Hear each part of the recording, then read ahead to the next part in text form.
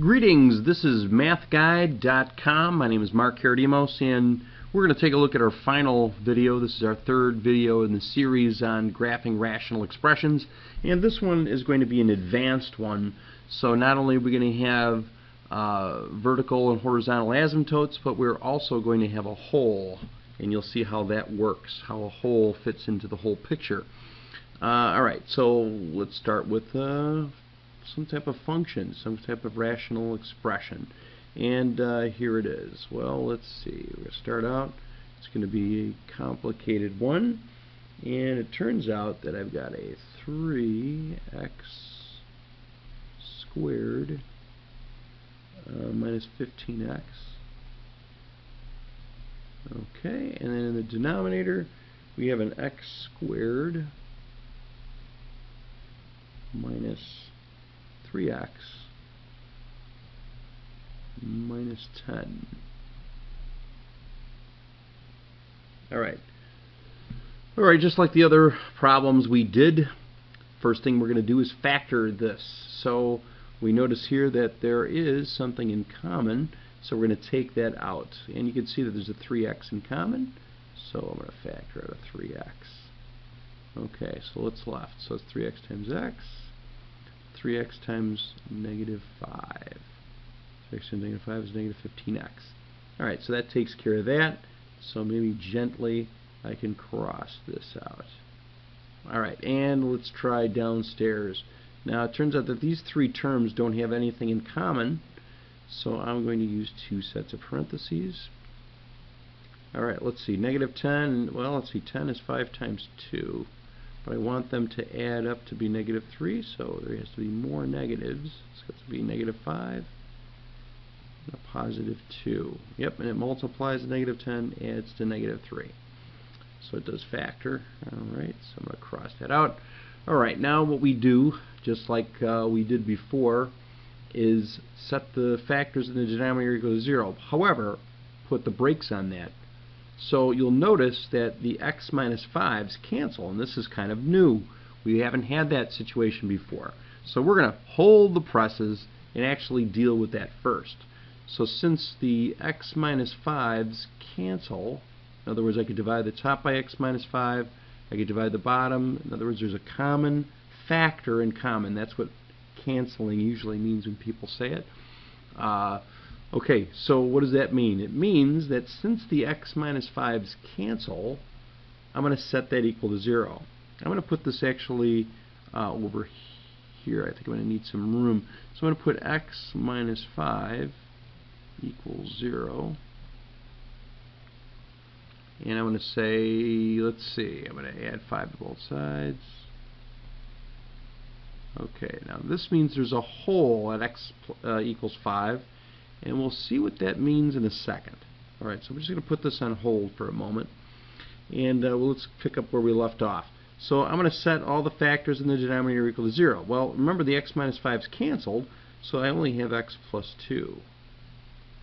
So I could set the x plus 2 equal to 0, which means x is equal to negative 2. So that is my vertical asymptote.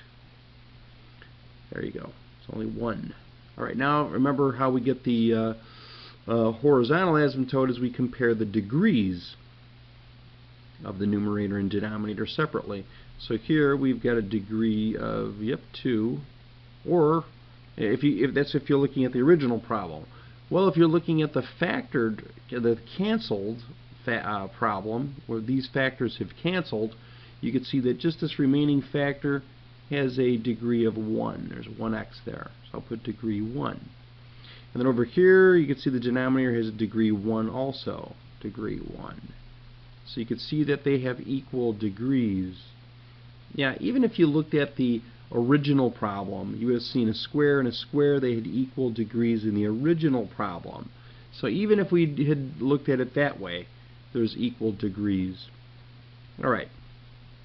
In the case of equal degrees, you'd say it's going to be the leading coefficients. See, it's 3 and 1 are the leading coefficients, and you form a fraction with that. So I'm going to put y equals 3 over 1. Well, 3 divided by 1 is just 3. So it has a horizontal asymptote at y equals 3 and a vertical asymptote at x equals -2. Alright, well, what does that mean? Well, it means I got to graph some stuff. So I'm going to put some notches along the x-axis, the y-axis, because I'm going to have to start graphing some stuff. A little glitchy. 1, 2, 3, 4. 1, 2, 3, 4. Okay. So let's see. X equals -2. Alright. So let's go -2.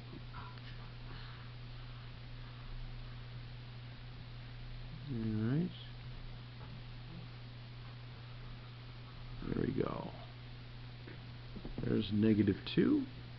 And let's see, we've got another one horizontal at y equals 3. So that's going to be horizontally here. So I'm going to put it right through 3. Not bad for freehand.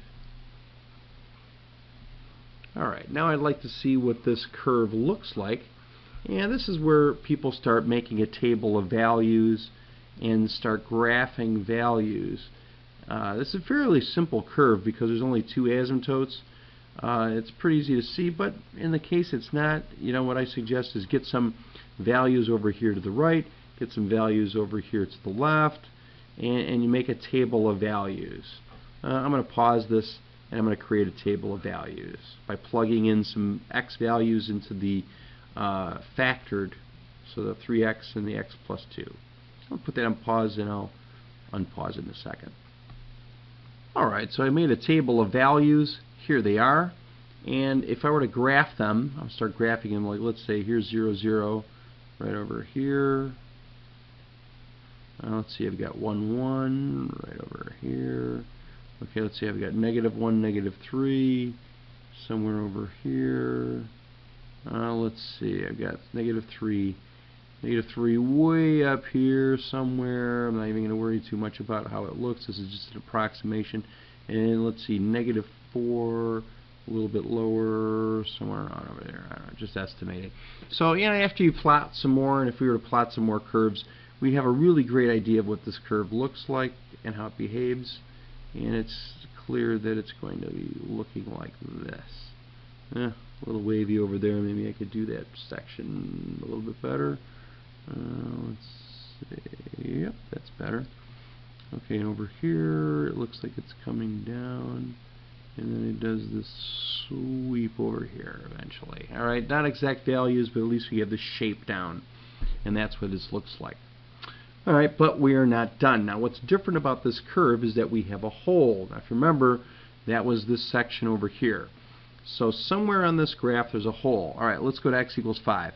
So if we go to x equals 5, let's see, it's 1, 2, 3, 4, 5 right there. We go up and we hit the curve. So from this point we go up or down, but in this case I have to go up until I hit the curve, and that means there's a hole right there.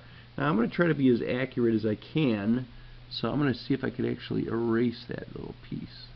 Of course it doesn't make the right color I want. Let's try that again. So I'm looking to make that white. Okay, that's it. Nope, going to have trouble making it white. There we go. Let's try that again. 1, 2, 3, 4, 5. So right here. I'm doing that because I want to create a hole. And to make sure that that hole is pronounced, I'm actually going to make a little round circle there. So we can actually see that that is not part of the curve. Okay, it's not part of the curve. So if I were to erase everything in there we go. That actually looks a little bit better. So basically this curve looks like the original except with a little hole in it. So even if after I cancel the x minus 5s, it pretty much looks like the 3x over x plus 2 except with a hole. This tiny little hole in the graph. So that is not part of the curve. Everything else looks normal. Okay, that's how this whole thing works. Kind of complicated, but it's kind of nice to see all 3 videos. You can see how everything kind of pieces together. And they're about 10 minutes each video, so we're looking at a half an hour to get really brushed up on asymptotes and rational expressions and how they're graphed. Alright, so go back to MATHguide.com, check out all our interactive activities, text lessons, and interactive quizzes. Take care.